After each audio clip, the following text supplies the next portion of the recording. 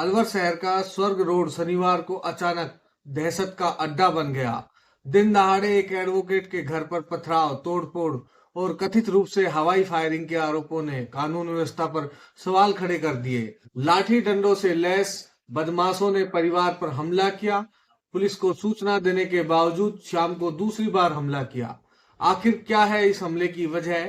क्यों एक ही दिन में दो बार निशाना बना एक ही परिवार? अलवर शहर के कोतवाली थाना क्षेत्र में शमशान घाट के पास शनिवार को उस समय हड़कंप मच गया जब एक एडवोकेट के घर पर लगभग 10 बदमाशों द्वारा पथराव और तोड़फोड़ की घटना सामने आई। यह घटना न केवल कानून व्यवस्था पर सवाल खड़े करती है बल्कि पीड़ित परिवार की सुरक्षा को लेकर भी गंभीर चिंताएं पैदा करती है। पीड़ित एडवोकेट मोहित चावरिया के अनुसार शनिवार सुबह करीब 10:30 बजे मुकेश, रिंकू, बोनी, केशव, सुनील, जयनंदा सहित लगभग 10 लोग उनके घर के बाहर पहुंचे। आरोप है कि इन बदमाशों के हाथों में लाठी डंडे थे और उन्होंने सबसे पहले एडवोकेट के छोटे भाई हर्षित को देखकर उसके पीछे दौड़े।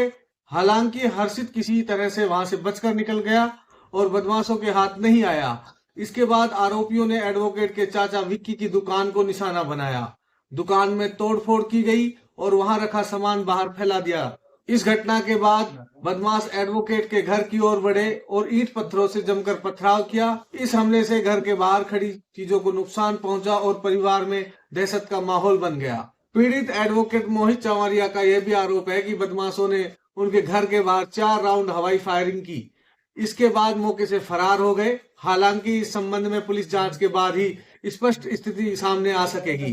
घटना की सूचना मिलते ही कोतवाली थाना पुलिस मौके पर पहुंची, घटना स्थल का जायजा लिया, लेकिन कुछ देर बाद पुलिस वहां से लौट गई। पीड़ित पक्ष का कहना है कि पहली घटना के बाद वे मानसिक रूप से काफी डरे हुए थे, लेकिन मामला यही नहीं रुका। शाम करीब 7:30 बजे वही बदमाश दोबारा एडवोकेट के घर के बाहर पहुंचे, एक बार फिर से पथराव कर फरार हो गए। एक ही दिन में 2 बार हुई इस घटना ने पूरे परिवार को भयभीत कर दिया है। इसके बाद पीड़ित पक्ष ने दोबारा पुलिस को सूचना दी और सुरक्षा की मांग की। इस पूरे मामले को लेकर पीड़ित एडवोकेट मोहित चावरिया ने पुरानी रंजिश की भी बात कही है। उनके अनुसार वर्ष 2021 में इन्हीं आरोपियों ने उनके साथ मारपीट की थी, जिसमें उनका पैर टूट गया था।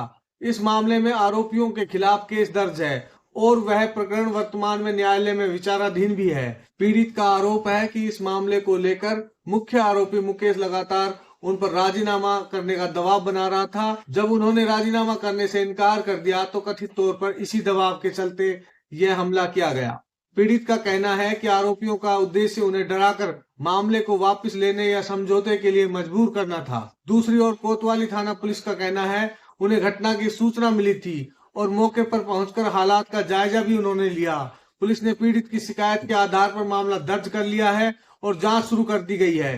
पुलिस का यह भी कहना है कि सभी आरोपों की निष्पक्ष जांच की जा रही है और तथ्यों के आधार पर आगे की कार्रवाई की जाएगी। फिलहाल एक ही दिन में 2 बार हुए हमलों से क्षेत्र में दहशत का माहौल है। स्थानीय लोग भी घटना को लेकर चिंता जता रहे हैं और कानून व्यवस्था को लेकर सवाल उठा रहे हैं। पीड़ित परिवार ने आरोपियों की जल्द गिरफ्तारी की मांग की है तथा सुरक्षा देने के लिए भी पुलिस को कहा है। जब समाज को न्याय दिलाने वाला वकील ही दिन दहाड़े बदमाशों के निशाने पर आ जाए तो आम जनता की सुरक्षा का अंदाजा आसानी से लगाया जा सकता है। अलवर के स्वर्ग रोड पर हुई यह सनसनीखेज घटना सिर्फ एक परिवार पर हमला नहीं बल्कि कानून व्यवस्था को खुली चुनौती है। लाठी डंडे, पथराव और कथित फायरिंग के आरोप ये सवाल खड़ा करते हैं कि आखिर अपराधियों में पुलिस और कानून का डर खत्म हो चुका है।